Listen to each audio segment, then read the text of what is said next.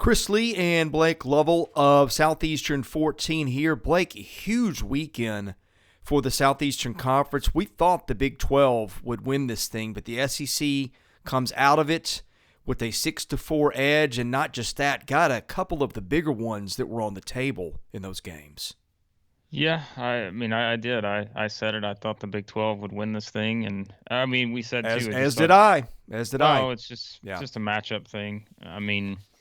You looked at the matchups, and as we always say, and I find it funny sometimes because I have to joke about this, but it's like I love when people go back and say, "Well, you got that one wrong." It's like, well, you know what? If I could predict the future, I wouldn't be doing this. I'm just going to be honest with you. I'd probably have a much better, more lucrative opportunity somewhere. And I love SEC basketball, right? But I feel like I don't know, the government or somebody would need me, scientists, if I could do all this future prediction stuff. But no, in all seriousness, it was a hard one to predict, and we said Yeah. that. Um, some of the matchups just didn't look great for the SEC, but then again, you probably don't expect Kentucky to do what they did. And I'm sorry, but anyone who thought Kentucky was going to go in and just dominate Kansas the way that they did, I just don't. I don't think I think you're kidding yourselves. That just was not a game on paper that was probably going to play out that way 95 times out of 100, maybe more than that. But Kentucky just pushed every right button that they could push, and that resulted in a game that I know wound up being 18 points, but I don't think it felt that close at times. No. So that's one that you just can't predict that it's going to play out that way. Sure, you could have predicted a Kentucky win, but I don't think any of us could have expected it to be the way that it was. And then, you had some of those other games like Florida looked just completely Oh, my toast. goodness. They look like they didn't have a chance, and then they make a rally, and that's another one. We said, look, the swing games are going to be a couple games in particular, and that was the Florida Oklahoma State, Ole Miss Kansas State. Ole Miss got a win. Florida rallies for a win. Those were kind of your games I thought that really had the most variation in terms of how they could go, because we made the statement of, hey, Alabama can win. They did. We said, hey, Kentucky's got a tough matchup here, but it's not like they can't win this game. And really, I think the rest of them sort of played out as expected to an extent. TCU upset. I don't think that was shocking by any means. And so, yeah, it's just I was very impressed with the SEC overall, and thought that there were some teams that they certainly got some wins they absolutely had to have. So, Yeah, I think 8 of the 10 teams that played into this weekend have to feel good or at least okay, I guess. I mean, Tennessee loses, but a shot goes in at the buzzer. That's different. The two that I think don't feel great are LSU, which has now lost 4 of 5. We'll get into the Tigers in a minute because I had some questions for you about that. And then the other one, Mississippi State, which just got run out of Lubbock. I mean, I didn't think State would win that game, but getting beat by, 26? Didn't think that would happen either. State didn't defend. It turned the ball over. But for the most part, really good weekend for the SEC. I think the other team that came out of the weekend a loser was Texas A&M, which lost to South Carolina on its floor. I went on record, when was it, Friday, saying I thought A&M was a really good team. It didn't have the big wins. I thought it would get them in time, but it doesn't have a lot of opportunities, and losing one to Carolina on its home floor, really one that can sort of, I'm not going to say one game's going to wreck a season, but A&M's now 65 in the net this morning. I clearly on the wrong side of the bubble. But for the most part, if you're an SEC school, you didn't leave the weekend feeling too bad about yourselves, and some left the weekend feeling really good. And, of course, that would include Alabama and Auburn. We'll get to those in a minute, but back to Kentucky. We said before the game a big thing was, would Ty Washington play that game? As a secondary point, would Jacob Toppin play that game? I think there were some questions about both of them with injuries. Toppin played 10 minutes. Washington played 32. The stat line not great. He's 1 of 9 from the floor. But as you pointed out, they were a different team with him on the floor. He's plus 20 in the box score, and they literally ran Kansas out of their own gym. yeah, I think that's just the best way to say it is they're just different when he's on the floor, and it's not because he has to score 15 points or 20 points or 25 points. It's just when he's on the floor, there are just so many different things that you can do that you can't do when he's not on the floor. And obviously, he's going to garner a lot of attention when he's out there. And again, that opens up possibilities to get Kellen Grady more open shots. That gives, other guys opportunities. And that's exactly what you had here. Because no, by no means was it his best game. I mean, it was one of his worst games, probably from an offensive standpoint. But still, just him being on the floor is such a huge boost for this team. And again, I think that, if you're Kansas, you're going into it. And like you said, when we did our preview, we had no idea if he was going to play. But, if you're Kansas and you're preparing with or without him, it's a different preparation. It's a different sort of, design in terms of how you try to match up with Kentucky and defend them. And, so I think that was obviously huge for him just to be on the floor. He played 32 minutes. I mean, that was great. And that just helped Kentucky, kind of push things the way they wanted to push it and play kind of the way they wanted to play. And, certainly elsewhere, I mean, Keon Brooks had the game of his 27 points, 29 minutes. He was fantastic. And, that once again, like that's just more opportunities open up on a team like this when you have the kind of 7, 8 man rotation that they have is just, at any time, any of these guys can, hit that 15 plus point type mark just because the other guys are going to open up some things that, maybe you don't get on your own. So I just thought this was another example. And this is, I think, the second time we've seen this year from Kentucky, with the Tennessee game being the other, of what they are capable of when they are, I guess you could say maybe third, because North Carolina, they played really well in that game too back in December. But, this is what they're capable of. And if they put it all together, to me, you know, they're one of the top 3 teams in the country if they put it all together like this. And quite frankly, as we know, I'd put another SEC team in Auburn right there with them. I think they could make the case of being 2 of the top 3 teams in the country when they are at their best. And so, yeah, this was just a fantastic win for Kentucky. There's no other way to put it. They have figured some things out, and again, at full strength, I don't know if there are a handful of teams that can beat Kentucky in the country, and this was a kind of an example of that. Yeah, you used the word push. They really ran the ball often. When they would get a rebound, they would look to get out in transition. Fast break points were only 10-7, which it seemed like more than that. But that's one thing that stood out to me is how fast Kentucky wanted to play in that game. Yeah, I mean they can do it all, and I think this was another example of that. Like they know how to kind of get everyone in the right spot when you're trying to push the ball and just get easy looks. I think that's where, like, Kellen Grady, that's what it comes down to, is when you can get out, push the ball, or you can just kind of be aggressive and attacking and trying to take it to the rim. And just, you're gonna have help, and that's gonna open up people for, like, Grady just sitting on the outside waiting for a wide open shot.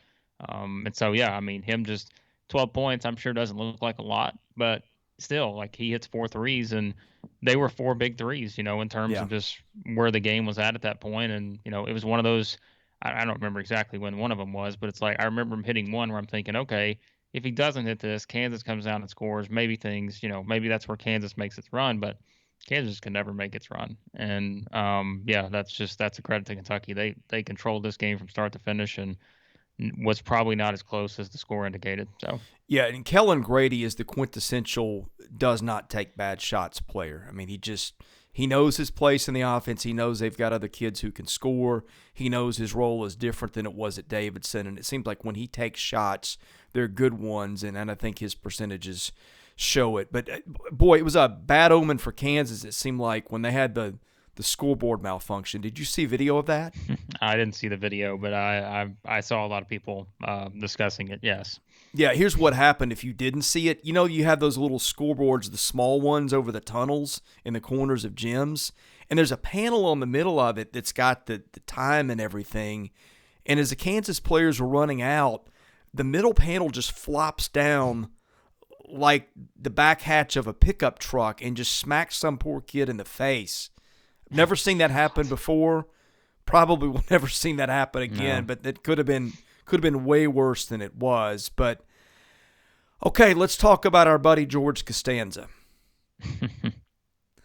Still coming. That video is still coming in the future. For those of you who watched Yeah. our videos from last week, we went down a rabbit hole of trying to come up with Seinfeld characters for SEC basketball programs at the moment, and we're still working on that. But yeah, I mean, listen, we said it. I mean, this is not Why should any of us be surprised? Like, it was a good team. It was a good opponent. And when Alabama plays good opponents, they usually play pretty well, and they did exactly that here. And look, I'm not going to sit here and say that Alabama, how different the game is, because none of us know. But LJ Cryer being out, that gave Alabama an opportunity. It's like, all right, you've got this guy not on the floor.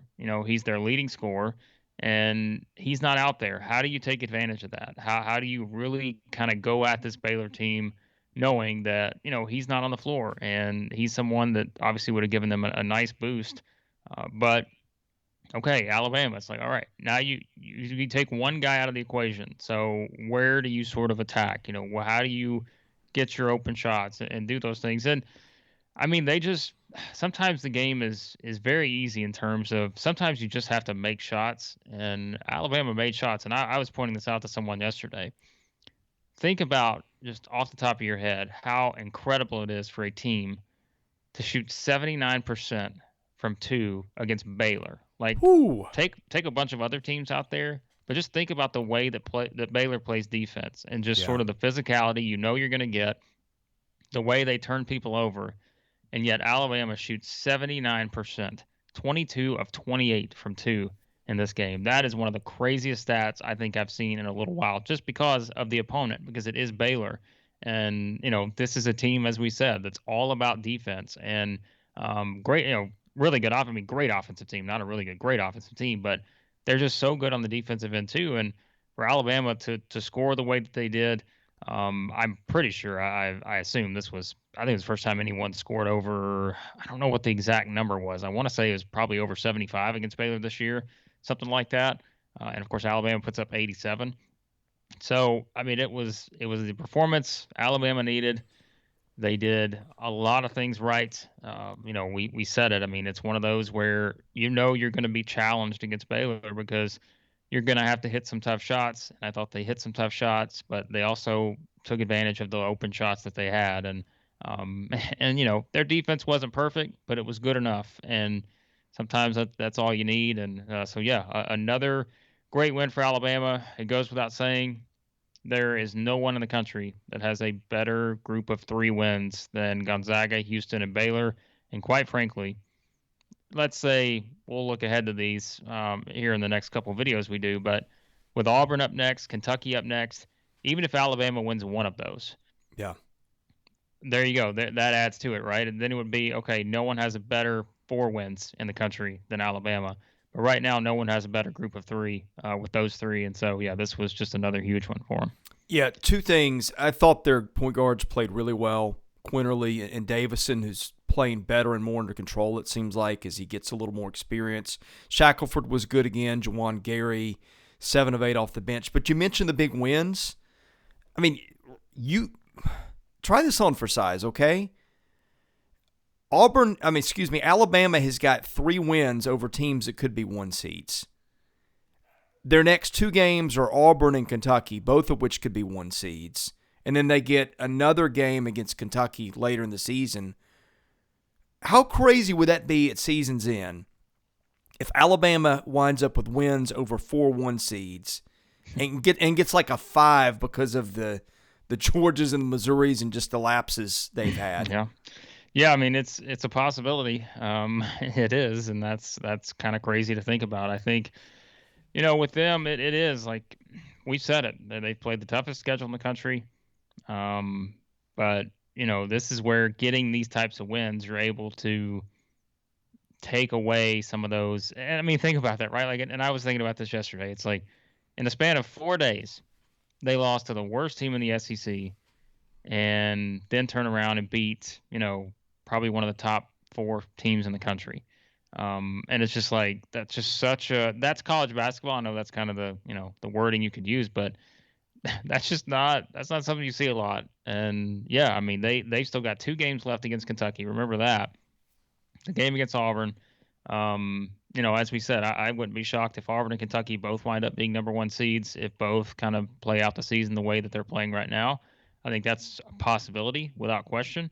And then Gonzaga will be right. They'll be there unless they'll be there. Let's just be honest, because they've got their conference slate the rest of the way. They're going to be a number 1 seed, barring significant injuries. And then Baylor will certainly have their opportunity too. So it is wild to think about. Yeah, but that could be Alabama, and again, it's all about your resume overall. And for them, I mean, I think it's just look, if you just keep getting these wins, yeah, we may criticize you if you lose to Ole Miss or South Carolina or someone the rest of the way, but at a certain point, it's like, well, if you stock up enough of these kind of wins, you can afford to have a couple clunkers here and there. So Yeah. that they've kind of built that up to this point. So Has anybody ever beaten 4-1 seeds in the same season?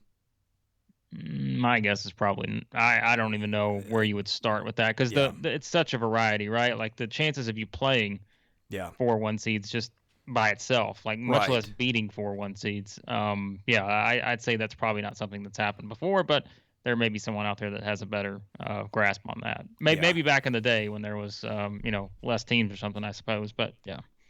ESPN Stats and Info, if you're listening, we got a question for you. Yeah, I'm gonna say no. I just can't imagine it. I can't But either I because I'm guess the same way. I mean, here's what it would have to be. You would have to be playing in a league, that was top heavy like the Big East was back in the day. what about like the Big Ten? Did they have three number? Which even then, I don't know if anyone would have beaten all three. Would they? I mean, I don't there's know. That's a times good you could have question. seen a Michigan or a Wisconsin, but I mean, I think we would have. I think that would have been a talking point that we'd still remember. Yeah, Um, probably. That's a some good point. I'm gonna guess no, but yeah, I mean, it would have to be one of those big conferences, and then you probably knock off a couple in the tournament. So Yeah. anyway, but I just think, like you said, the chances of even playing all four are so remote. But Yeah. okay, let's talk Auburn. Which I guess we're to the point where Auburn, when it wins the way it won Saturday, it's almost a no news item anymore because we're just used to it. Yeah, I thought this game played out exactly as we thought it would. If you go back, we talked a lot about the discrepancy with turnovers and that kind of thing. And I didn't think Oklahoma was that bad turning the ball over. They only had 14, and I didn't really think there were that many moments where you're just like, oh, that really cost them. It's just, I mean, it was kind of what you expected. Auburn got off to a great start, and when you're trying to rally at Auburn Arena, as we said, it's just not something that's easy to do. So yeah, I don't really know what the biggest takeaway is from this game. I mean, it was just we said it as well. The two big factors in this game were going to be okay. If you're Oklahoma, what do you do with Jabari Smith and what do you do with Walker Kessler? Well, they combined for 44 of the 86 and pretty much did whatever they wanted to do, and that was kind of the difference in this game. Certainly Oklahoma, you knew they were going to kind of make that run at one point to at least try to make things interesting, but I mean, it's just this was this was an Auburn game, right? Like they played the way they needed to play. They got 14 offensive rebounds. We talked about that too. You got to limit, second chance opportunities and those kind of things. Walker Kessler hit every shot Yeah. inside the perimeter. 7 of 7 from two. So yeah, I thought this was just another quality win for Auburn because I've said it before. Like I think Oklahoma's a solid team. They're not probably one of those teams you're going to say that it's an elite or anything, but that's a solid team with some good experience, and we've seen them win some big games this season. At Baylor, and so yeah, I thought this was another win for an Auburn team that's quite frankly just cruising right along, and yeah, that they are playing really well right now. I posted my Player of the Year rankings, which we try to do once a week. I named the top 14, and I slid Kessler ahead of Jabari Smith this week, and that was coming into this game. I just think right now, I mean, look, they've got great players. They've got him, they've got Wendell Green, they've got KD Johnson, they've got depth. We've talked about this all year. But to me right now, he's their best player, Blake.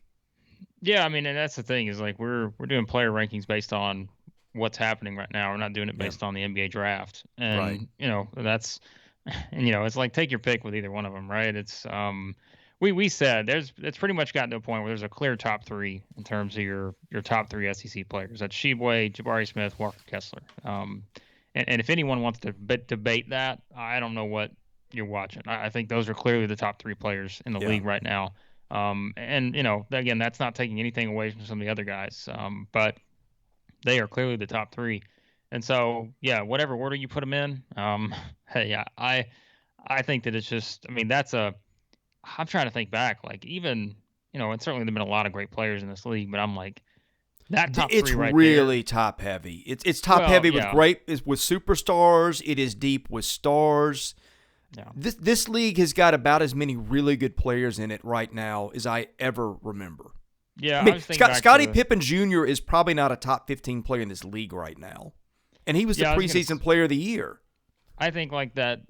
There was like a was it 18 and 19 maybe where you had, that was Grant Williams, P.J. Yeah. Washington, Jared Harper, Schofield, all those guys. Like that was a pretty talented group. Even the year before, you had Sexton, you had Deontay Mayton, even Chris Silva at South Carolina. And then, you keep going back and it's like there was a pretty good stretch there for several years because that's where, you had De'Aaron Fox and Monk and Adebayo and J.J. Frazier and Thornwell and all those guys. But yeah, this is one of the better groups we've probably seen in several years in terms, especially just these. I mean, these top, like I said, these top three guys they are special, and they've been fantastic, and obviously that's why, for my money, I think that again, Auburn and Kentucky might be two of the three best teams in the country at their best. So, just as a sidebar, I think if anybody crashes that top three, I think it's Iverson Molinar at State. Which I don't know that they're going to have enough big wins for him to really have a final say in that. Probably the most obvious one would be Ty Washington. And I think he could. I mean, he may end up being one of the best three players in the league. He's missed a little time with being hurt, which counts against him just a little bit. Won't probably matter much in the end. And then the other one would probably be Tari Eason at LSU, although that team is starting to fade. In fact, let's go there next. I got something to say about that. Okay, well let me let you get your. Well, let me ask you, and then I'll let you say that. Is it time to worry because they've lost 4 or 5, and you could say injuries, and I get that, but they had Days back, they got Pinson back, although they didn't play much. So that's my preamble, and let me let you attack it now. I'm willing to be wrong here, but I still came away watching that game thinking, man, I really like this LSU team. And I know they've lost 4 or 5, but like I still looked at that game as I'm watching and I'm thinking, man, this team, like it's there. Like it is there. And I think they've just had, as we said, let's remember, there's no one that's played a tougher 9-game stretch. And we said this going in than LSU. Yeah. Because, they've played Auburn, Kentucky, Tennessee, Florida, Arkansas, Alabama, Tennessee again, A&M, who I know, loss on Saturday aside, has been pretty good. And now you play a TCU team that I was very impressed with. I know this team is 14-4, but it's like I was really impressed with TCU. I thought they just played better. It's not that I think LSU played bad. I just think TCU hit some big shots. LSU's defense was certainly not as good as it's been, but when you say that about a team and you're like, wow, they gave up 77 points the first time this year they gave up that many. Like, it's not like they gave up 90. They gave up 77, and we're like, wow, by that. I think that still speaks a lot to what LSU is capable of. So I'm not that concerned about LSU. I know, like, look, if they lose at Ole Miss on Tuesday, obviously then we start getting concerned. But for their last 5 losses, are to Arkansas, who is cruising, Alabama, which we've talked about them, at Tennessee, which was going to be a struggle without, their best players on the floor. And now they lose at TCU, which, again, I think just a bad matchup. And remember, too, of these 4, 3 of them are on the road. So, and they've got like 2 of their next 3 on the road, too. So just kind of the schedule, the way that it's kind of meshed out for them, it's been difficult. But I think they are going to be fine. And again, it is come back to everyone has to be on the floor. Xavier Pinson only played 7 minutes in this game.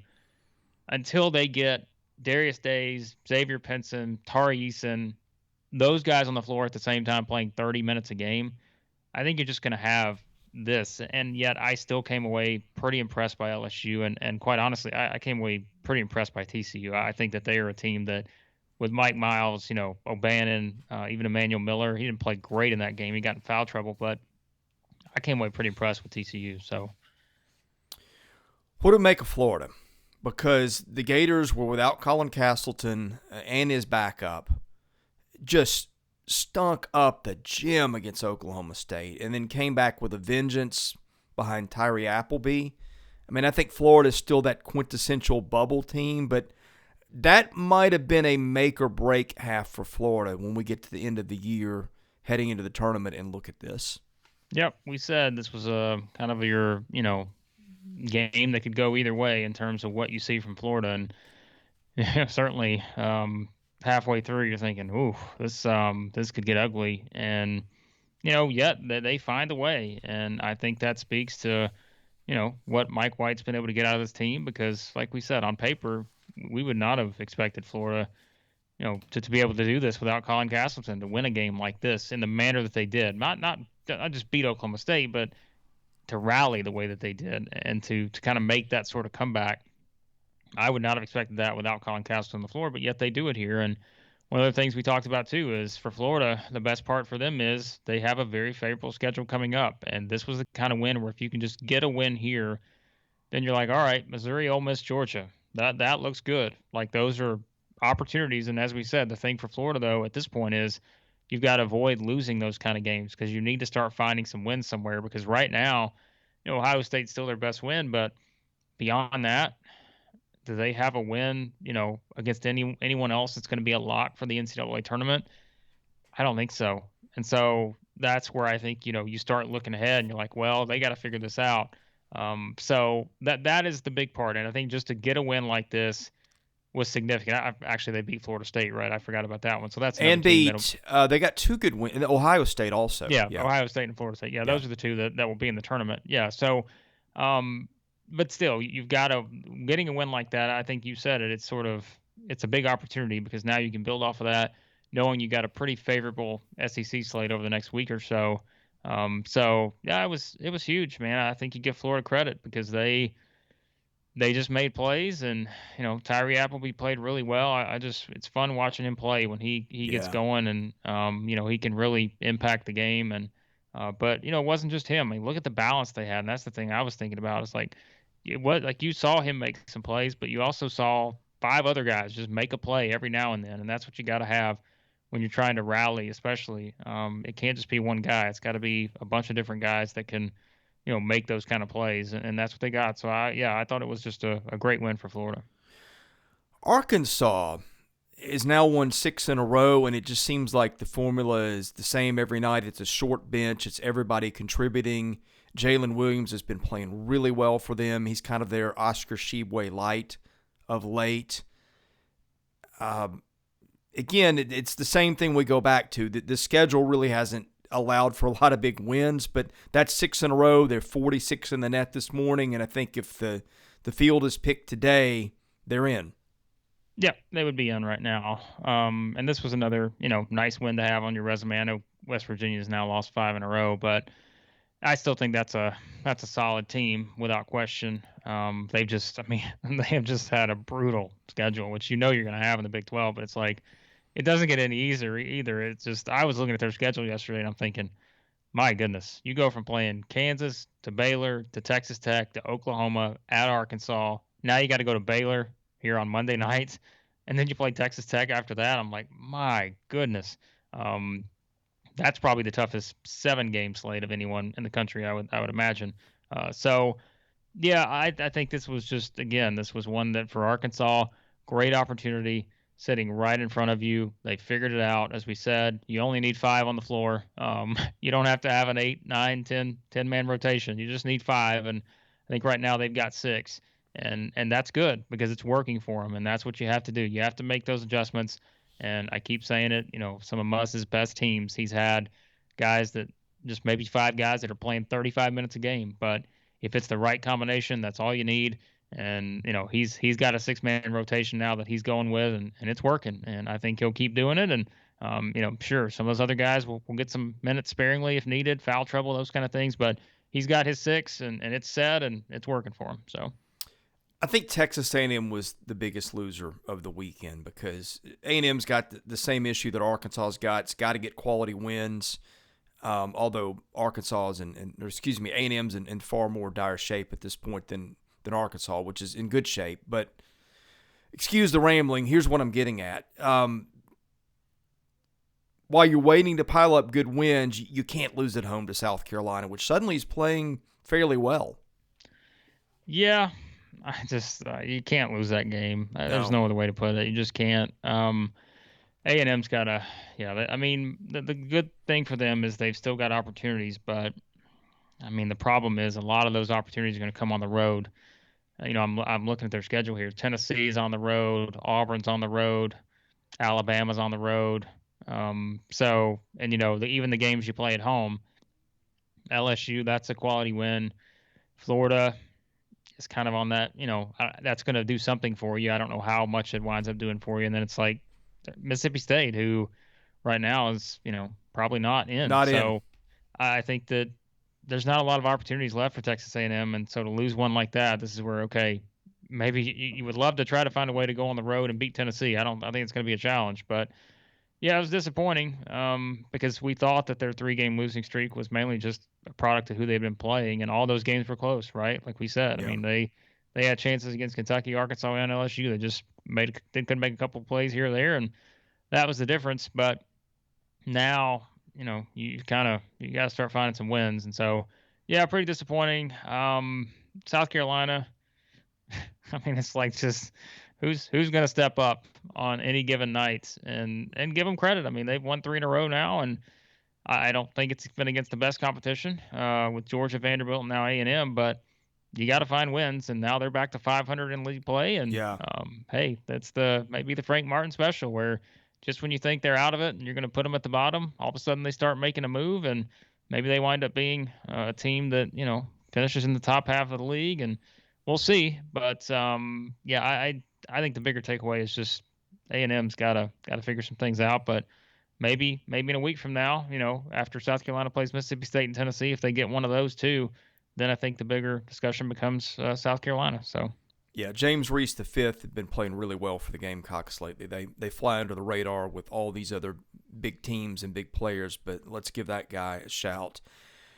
I think Mississippi State. Here's what I want to go next. Again, I think the next 5 games make or break them. They've got a hot South Carolina team. That's in Starkville. Then they go Arkansas on the road, Tennessee at home, LSU on the road, Alabama on the road.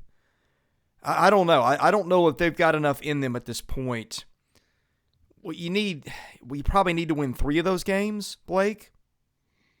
I mean, right now they got 2 good wins in my opinion. Yeah. That's Alabama and Arkansas.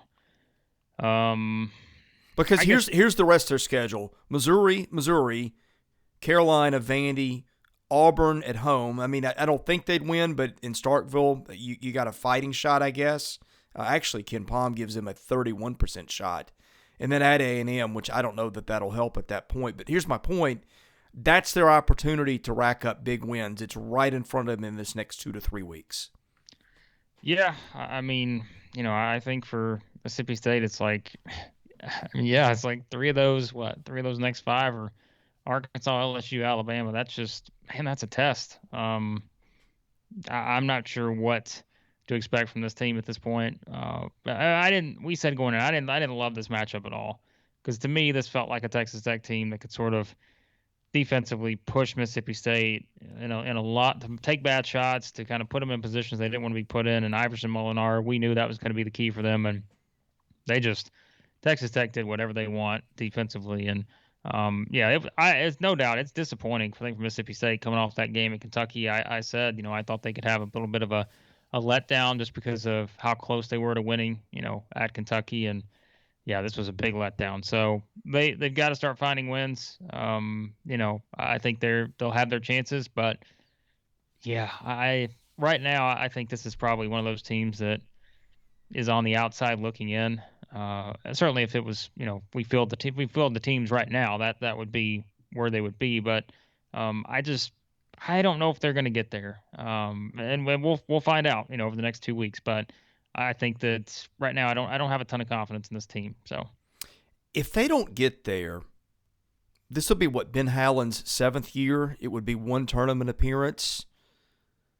I mean, I would have to. Yeah. Yeah, I mean, and that was what is it, 11 or 12 seed or something, maybe? They were the 5 seed, lost to Liberty as the 12. That's what it was, lost to Richie McKay. Yeah, I don't know. That might be, if they don't get to the dance this year, you have to wonder how that offseason goes. A lot of questions like that around the SEC, I think. Yeah, I mean, really, it's crazy because I'm sitting here thinking the league's as good as it's been in a while. It's got some elite teams. It's got some very good teams, and you got maybe on a bad day half the league isn't happy with who their coach is at the moment. I always say it, and Which somebody's got to sounds a finish lot one. like football, doesn't it? Yeah, Somebody's got to finish 1 through 14. yeah. The coaching roster, in terms of accolades and achievements, I can't imagine there's ever been a more, you know, coaching roster wise from just what coaches have accomplished throughout their career. I can't imagine 1 through 14 there's ever been a more Mm-mm. stacked coaching roster in the SEC. But someone's got to finish 1 through 14, and unfortunately, you got guys. You got a guy at the bottom who's been in the Final Four before at Georgia. You've got some of these other guys who have accomplished a lot. South Carolina, as we said, they've got no Final Four. Final Four. I mean, Florida with Mike White, Elite Eight. Mississippi State, Ben Howland, UCLA, everything you did there.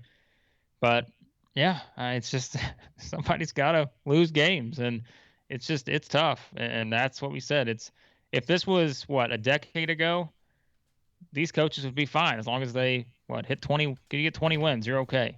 But now it's like we see what Auburn's doing. We see what Alabama's done. Arkansas, LSU, all these other teams. It's like, why can't we be that team? Why can't we make that turnaround? And so that's going to be the question you have every single offseason. It's going to lead to some pretty big decisions that have to be made for a lot of these programs. And I mean, we've already talked about it. Like this could be an offseason in the SEC where I think it could be, you may have maybe one or two openings, but quite frankly, you may have five openings. I think there's a different directions it can go based on how the season finishes for some of these teams. The weirdest game of the weekend, probably Texas Tennessee, because it Ooh. was an ugly game, hard to watch. Tennessee could not hit a shot, which I want to circle back to that in a minute. But I'm sitting there kind of playing around on my phone with that game on, and Texas is up 17, and all of a sudden, Tennessee in about a 5-minute flurry cannot miss. Gets that game tied. Texas leaves it right there with them for a shot to win because it can't hit foul shots. And Tennessee gets a great look at the buzzer. Play that was really well drawn up. Got an open look from 24-25 and just didn't hit it. But I don't think Tennessee on a one-off basis is not any worse losing in Austin. It doesn't hurt them in any form or fashion. But that would have been one that would have really given the Vols a big boost had they pulled it off. Yeah, I thought this game played out exactly as we would have thought.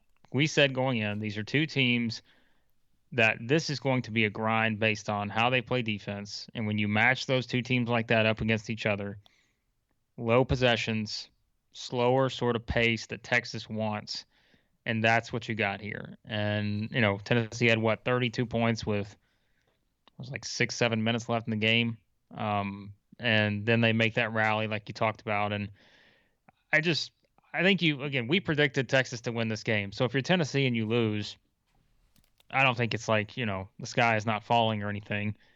But also when you make that run the way that you did, you're thinking, man, we had a shot. Like we were right there, and that stings a little bit more because you did have a chance ultimately at the end of that game. But I just, you know, I I didn't love the matchup for either team just because I think that there were portions of these teams you just kind of put in front of each other, and it's the Spider-Man meme or whatever, where you just got them pointing at each other. Like that's what this game was to me, and that you just had two teams that have to make it ugly sometimes. I think, and like we talked about too, if we went going into it, Texas and what they do defensively, we said, what was it, 354th in the country in terms of making the other offense work.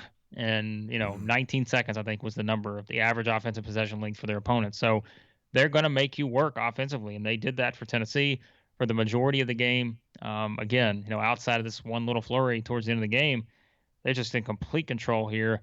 This is not a game that I think a lot of people are going to want to go back and watch just because it was pulling teeth for both teams, I think, at times.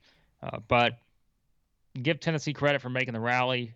They would have loved to get that win after doing so, but I don't come out of this feeling any sort of pessimism towards Tennessee the rest of the way, just because I think this was kind of a game that played out as expected based on how Texas likes to play. Do you ever look at those win probability graphs on KenPom? Yeah, those are always interesting to see the different the flow, how it goes up and down and all that. Yeah. I mean, Tennessee is on a 0 for most of the second half, and then Yeah. just in the span of a few minutes jumps up to where they even went ahead of a 50% probability to win, which is all the more unlikely with what you said about what Texas does in terms of pace. In other words, it's one thing if you're playing Georgia right now to come back from 17 down, the way they leave you open looks and everything. It's another thing to do it against Texas on the road. But I want to ask you something. Tennessee now, 5 of its last 9 games, including one that went into overtime, 60 points or less. I just watched them. I think with their talent, call me crazy, they should be scoring more than that. How many times have we said that before about Tennessee? I know. Like, this was it feels like last year's podcast is starting to happen again, where I kind of argued with you that I thought Tennessee was better and you just weren't buying it. In the end, you were right. And I don't know. It's got that feel again. Again, what we talked about earlier, outside of the 2018-19 team, you could say that about maybe every Tennessee team under Rick Barnes. Like, and that I'm not saying that's Rick Barnes' fault. I know some people will immediately jump to that, but it's just like, for whatever reason, it's just, I don't know. Like, and maybe, they have usually been elite defensively, and maybe that's been enough at times, and certainly it has. I mean, they've had a lot of success, but I can't tell you how many times I've heard exactly what you just said. I just feel like Tennessee should score more. Well, yeah, they probably should, but they just, for some reason, it doesn't work out a lot. And they had to get themselves in these positions where they play some of these games. And look, if you're winning, it doesn't matter how many points you score. But at the same time, you don't want to get in a scenario you found yourself in last year, right? Where you get to the NCAA tournament and you're like, all right, we can't score. What do we do? And that's kind of what happened against Oregon State last year. And, we've seen that before with these teams. And that's the kind of thing we've always brought up is some of these games can be a grind for Tennessee. And I'm not sure offensively why they can't really find the rhythm that, maybe they've had before. I just don't, it's not there a lot of the times. So that's still going to be the one thing. And we said that going into the season, right? Like we had questions about their defense just because Eve Pons isn't there anymore, but they've answered those questions. Defense has been there all year, except for one game. But we also said going into the season too, I want to see how this offense evolves. Like, how does it evolve with Kennedy Chandler, and who are the guys who are going to step up? I mean, Vescovi stepped up. That's great. That's really helped them. You look at guys like Ziegler. I mean, he's played really well, but there's still something missing offensively for Tennessee, and that's, I think, what keeps them from winning games like this. They weren't going to win at Kentucky no matter what. I mean, you're not when you have a game like that. But that's where, even go back to that Texas Tech game, right? Like, that was ugly too. But the common theme with Texas and Texas Tech is they both stylistically play very similar games, and for a team that can be, challenged on the offensive end sometimes, those are the kind of games that Tennessee really struggles to win, because you just get teams that sort of make it infuriating on offense. And when you're already a team that can be pretty inconsistent on that side, there's not a lot you can do. But I think the bigger thing here is, again, think about some of the best teams they played this year. And that's something, Tennessee's lost 6 games this year. They've lost 6 games to teams that will be top 5 seeds in the NCAA tournament. All those games, right? Like, I mean, Villanova, Texas Tech, Alabama, LSU, Kentucky, Texas. Probably all top 5 seeds or somewhere in there. So how do you win those games? Because a lot of those, to me, is because you have to play so well defensively, because you just cannot kind of get over that next hurdle offensively, that you kind of put yourself in a position where it becomes much more challenging. And so I'm curious to see the rest of the way what we get from Tennessee, if their offense can sort of continue to evolve. But I also think there is maybe a little overreaction to a game like this. And I think we're talking about it more in a whole, though. But I think you could see some overreaction to, like, well, I scored 51 points in this game, but I think that's just Texas. I think that's just Texas doing what they do. And I probably wouldn't read much more into it than that. There's a few things here. John Fulkerson has that big game for them against Arizona. And I'm thinking, okay, that's what they need. They need that guy who was the preseason player of the year coming into last year, which seems forever ago for him. And I'm not knocking Fulkerson. He's a great kid, great story. Root for the guy. He stands for a lot of the right things, but he now, the last 5 games, is coming off the bench. He's playing half the time or less. There's that. You look at their recruiting, it's been good, but they've never developed Josiah Jordan-James into an offensive player. He was a 5-star kid out of high school. They've got 2 wing shooters in Justin Powell and Victor Bailey who really have not done what I thought they could have done. It seemed like there's a lot of meat on the bone that they leave you on offense.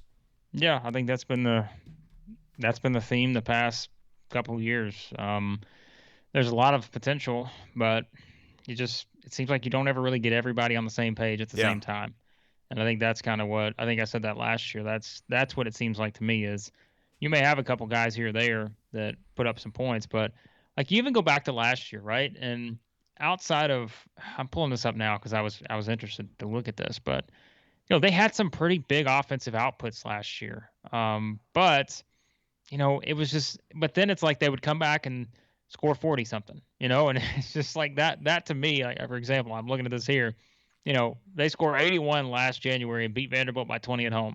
And they come back the next game and score 49 on the road at Florida. That's kind of the range that I think with this team that sometimes you just have. And, there's so many instances of that. Like I'm looking at this here, like you remember the rock fight game where we sort of set the stage. Like we determined this was the game that was going to, rock fight's going to be the term we use forever. And that was Tennessee at Ole Miss last year in early February, 52-50. But then it's like, they lose that game and score 50 points. Then they come back 4 days later on the road and score 82 at Kentucky. And I think that's just, if you ever had any consistency, you would probably feel a lot better about what you're going to get from Tennessee. But I think just because you don't get that offensively, there is like a wide range too. Not as wide of a range as Alabama, but there's a wide range of possibilities in terms of how a Tennessee game can play out. Just because offensively, I think there's just, you never really know. So this doesn't seem right, but I'm looking at the Ken Palm profile. They're number 292 in experience. It seems to me like they've got more experience than that. I think you got to think too. They're playing Chandler, they're playing Ziegler, 2 freshmen. Right, they're getting the ball in their hands a lot. Yeah, so I think that probably plays into it. And even, it's like Vescovy is what? He's a junior, and he's played a lot of minutes since he's been there. But for some reason, like to me, he still feels like someone that. And maybe that's like just right the last 2 years for everyone. It's just sort of, I don't know, like it's just kind of the time has kind of lost all sense of time, I guess. But so like even some of those guys like that, I think that's probably something too is, and even like a Josiah Jordan-James you mentioned, like they just don't. Think about this too, like Brandon Huntley-Hatfield, he comes into the year, big 5-star recruit, and like he hasn't played that much. So I think those are kind of the interesting things too. That if we think back to the preseason for Tennessee and kind of what we thought with them, it's been a lot different with how it's played out, I think. But hey, they're still 14-6. All 6 of those losses to probably top 5 seeds in the NCAA tournament, and they've already beaten Arizona. They've beaten LSU. Tennessee's going to be fine, but I think it's your expectation of what they can get to. I think that still remains to be seen. They and Alabama are a spot that it doesn't seem like it matters what they do on any night. The net is the same the next day within like 2 spots. Well, and it's schedule because Tennessee's played a tough schedule, right, too. So, I think that's probably has something to do with it. And, too, it helps for Tennessee that North Carolina's playing better because that was another good win, just like for Kentucky. So, yeah, I think that just product of the schedule. I think what makes it a little bit more inexplicable, though, is they've now had 2 NBA point guards in a row. Like you can look at this and say, well, they got talent, but they don't have really anybody running the show that's talented. That's not the case here. I don't mean to beat the horse to death, but it's just weird. Let's move on. We have not talked about Vanderbilt, which beat Georgia. Scottie Pippen Jr. has his best game in a long time. 23 points, 9 assists. Vanderbilt benefited from having Rodney Chapman back this weekend, which we didn't think was going to happen coming into the weekend. He slid over, ran the point. They talked afterwards about that calming everybody down. They look better, but, I mean, my goodness, Georgia just – you and I could score against Georgia right now. They leave so many shooters open. So there's that. We've got Missouri getting hammered by Iowa State, which I think we thought Missouri would show better. And we've talked Ole Miss, Kansas State, which I didn't see a minute of. That one was one I thought Kansas State would win given the way it had played. Anything you take away from those teams? No, I mean, I took a chance on Ole Miss, as you remember. I said I'm going to take a chance here, but I didn't like the matchup on paper. But, yeah, Ole Miss, that was Kansas State's not great, as we said, but that's a nice win for Ole Miss just to get some sort of confidence going. I think, after they've played well the past 3 games, and I think that's something, too, you have to remember. They did beat Florida by double digits. I thought they played well against Arkansas. They just couldn't kind of make that extra push offensively. They've just got a tough schedule. So that was nice for them to get a win against Kansas State because they've got back-to-back games at LSU and Florida coming up, and that's going to be a challenge, I think, for them. So, yeah, that's a nice win for Ole Miss. Missouri, we talked about it. They played better, but still on the road, you kind of have a bigger body of work of you struggling on the road than actually playing well on the road, and that kind of showed up here. They got off to a pretty good start. I mean, I thought, going into the half, they were in a really nice position, but it's just a quick run from Iowa State, and that kind of was the story there. For Missouri, and look, they couldn't hit a shot pretty much in a lot of different scenarios. They turned it over a little bit too much too, so that didn't help. But yeah, I mean, it played out as you expected. Vanderbilt, Georgia, we said, I mean, it was close there for a while, right? We said, what, this double digit? What, I don't know about this double digits. This Georgia beat it in the last minute. You got it 7. Yep. Yes, they got it down there. I was a little worried about that one for a second because I was pretty confident when we went in. I was like, wait a second. I did too. Double digits, this is high. But, of course, Vanderbilt's up 18 midway through the second. You're thinking, uh-oh. But Georgia's just not good. I don't know what else to say about it. I mean, they're not great, and their defense, we said it, right? Like it's a team that defensively will give up a lot of good looks, and Vanderbilt hit some tough shots too, and Vanderbilt left some points on the table as well. I mean, they probably could have put up free more. throws. I mean, they didn't. Yeah, free throws. There you go. That was what I was thinking of.